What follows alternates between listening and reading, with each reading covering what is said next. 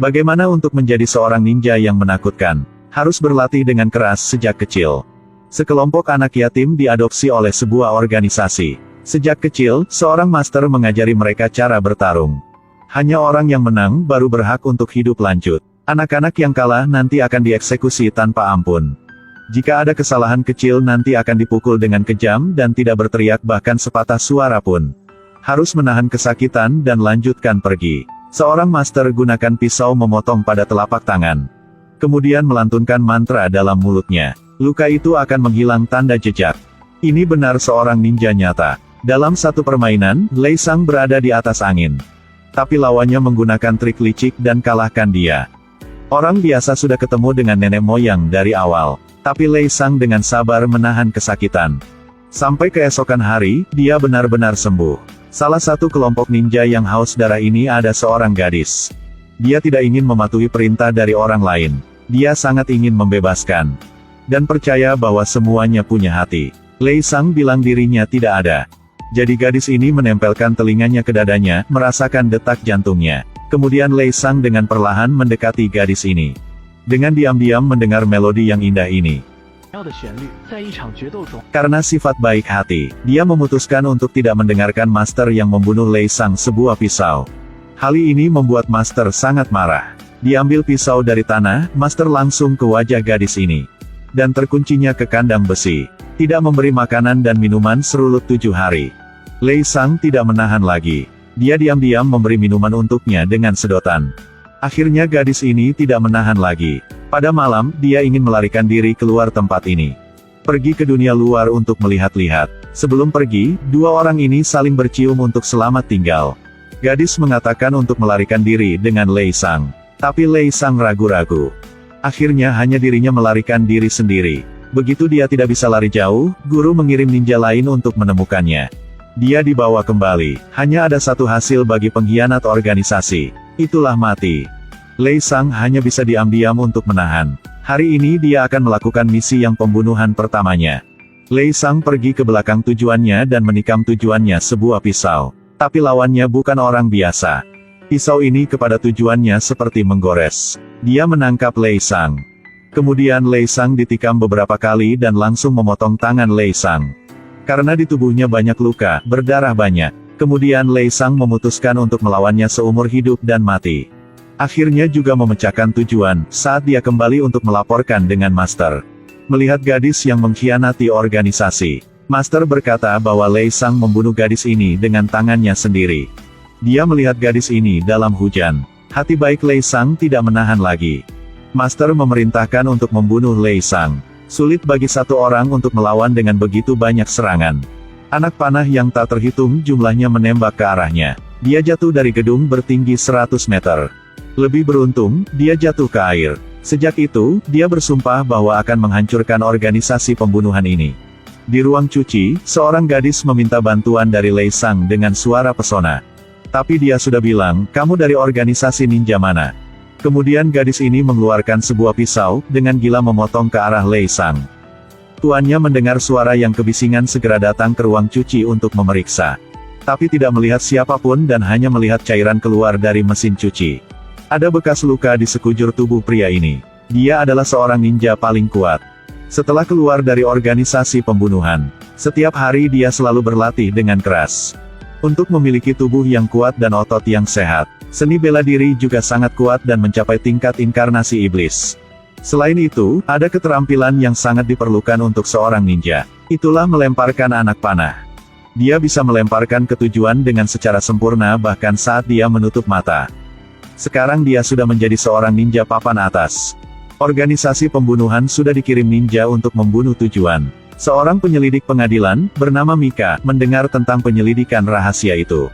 Dan mencari tahu tentang sekelompok pembunuh bernama Ozuno. Dalam sebuah video pengawasan, dia melihat dua orang berkelahi dan salah satunya adalah Lei Sang. Dia dengan rahasia mencegah tindakan organisasi pembunuhan. Karena Mika sendiri yang mencari tahu, dia menjadi incaran organisasi pembunuh. Mika dengan cepat kembali rumah. Tapi di rumahnya tiba-tiba mematikan listrik dengan cara aneh. Dia buru-buru kemasi barang-barang dan temukan tempat untuk bersembunyi. Saat dia bersiap untuk pergi, dia menemukan sebuah surat di atas koper. Surat ini benar-benar tidak sederhana. Siapa membuka surat ini nanti akan mati. Seorang ninja tiba-tiba muncul. Lebih beruntung, Lei Sang sudah mencegah serangan pembunuh tepat waktu. Langsung dikunci kepala seorang ninja itu. Kemudian dengan sebuah pisau membunuh dia. Lei Sang ingin menghancurkan organisasi pembunuhan ini, jadi diperlukan bantuan dari Mika. Dia membawa Mika kembali rumah untuk mandi dan gantikan pakaian baru. Kemudian gunakan dupa nyamuk dibakar. Untuk menghapus bau di tubuh dan hindari pengejaran si ninja, Mike meminta bantu dari rekannya dan berkata untuknya semua masalah. Kemudian dia membawa Lei Sang ke tempat lama untuk bertemu. Tiba-tiba sebuah sinar nyala. Sekelompok orang bergegas untuk mengendalikan Lei Sang. Dia terkunci dalam sebuah penjara rahasia. Lei Sang mengatakan bahwa semua kamu nanti akan mati. Lawannya tidak percaya pada hal ini. Lampu tiba-tiba matikan. Semua orang dalam siaga tinggi. Di sekitar tidak menemukan siapapun. Ketika mereka melihat ke atas, mereka melihat ninja yang tak terhitung jumlahnya. Tentara-tentara ini dibunuh dengan cara kejam, tidak siapapun masih hidup. Mika buru-buru menyelamatkan Lei Sang. Ada seorang ninja pergi di belakang, tidak cukup waktu lagi. Mereka dengan cepat berlari keluar. Lei Sang bilang Mika naik lantai untuk mengemudi dan pergi dulu. Tiba-tiba dalam gelap muncul ninja yang tidak terhitung jumlahnya. Ini adalah ninja paling bagus yang saya melihat. Gunakan pisau dalam tangan seperti memotong semangka. Satu persatu pisau membunuh ninja. Tapi jumlah musuh terlalu banyak. Lei Sang hanya memilih cara mundur. Semua ninja mengejar di belakangnya. Mika baru saja memulai ketika dia tiba-tiba diserang oleh anak panah ninja. Lei Sang masih dikejar di jalan. Seorang ninja yang kuat menebasnya dan terluka. Ketika Lei Sang hampir selesai, Mike datang tepat waktu. Tabrakan si ninja terbang. Meskipun mereka dengan sukses melarikan diri, tapi tubuh Lei Sang sudah terluka parah. Tidak ada cara lain, Mike harus meletakkan alat pelacak ke tubuh Lei Sang. Untuk ninja-ninja membawanya, ninja-ninja membawanya ke depan Master. Dia selalu berurusan dengan kejam dengan mereka yang mengkhianati organisasi. Tapi tujuan Lei Sang sudah mencapai. Perilaku organisasi pembunuhan sudah terungkap. Segera pintu besar ditembak sampai meledak. Kendaraan lapis baja memasuki penembakan sengit. Helikopter juga datang untuk membantu. Para ninja dipukuli hingga lari dengan panik. Meskipun keterampilan mereka tinggi, mereka juga takut dengan senapan. Hadapi dengan peralatan modern, ninja benar-benar tak terbendung. Lei Sang ingin dirinya akan menghancurkan organisasi pembunuhan ini. Sendirinya melawan dengan kelompok pembunuh. Lei Sang dan kelima ninja yang paling kuat melewati pertarungan sengit. Hanya satu orang tersisa. Lei Sang ingin menggunakan kekuatan nyata dirinya. Angkat pisau dalam tangan dan gunakan kaki untuk menjatuhkan lawannya ke tanah. Berbalik tubuhnya dan memotong jari tangan musuhnya. Semua ninja dikalahi oleh Lei Sang.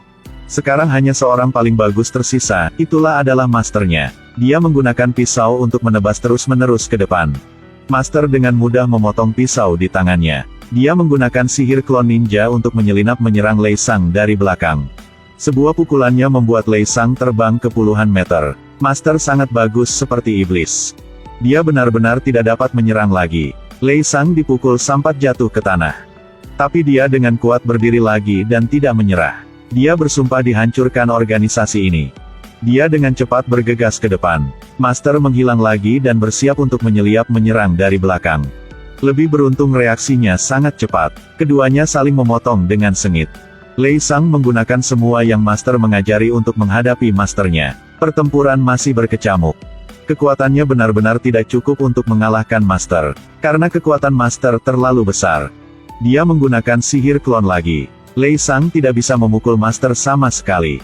Kemudian dia ditikam sebuah pisau dari belakang. Saat dia hendak membunuh Lei Sang, Mika tiba tepat pada waktunya untuk menembaknya 2 kali.